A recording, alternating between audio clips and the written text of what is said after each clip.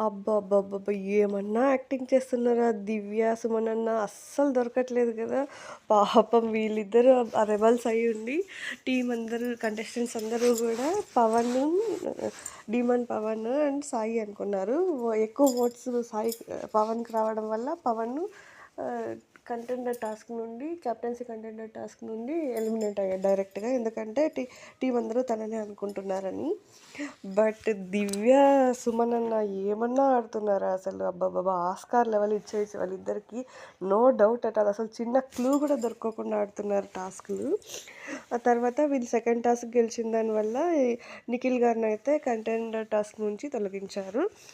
And రాము రాథోడు సైలెంట్‌గా ఉంటారు కానీ భలే పాయింట్స్ పెడుతున్నాడు. తన మైండ్ వాయిస్ చాలా బాగుంది. కళ్యాణ్ అన్నారు కదా, మీరు సైలెంట్‌గా ఉన్నా కూడా మీ మైండ్ చాలా బాగా పనిచేస్తుందని. అలా సూపర్‌గా ఆడుతున్నారు. అండ్ ఈరోజు జరిగిన టాస్క్‌లో అయితే తనూజ అయితే విజయం సాధించింది.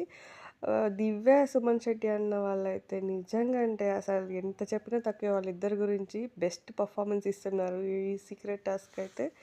సాటర్డే నాగార్జున సార్ గారైతే డెఫినెట్‌గా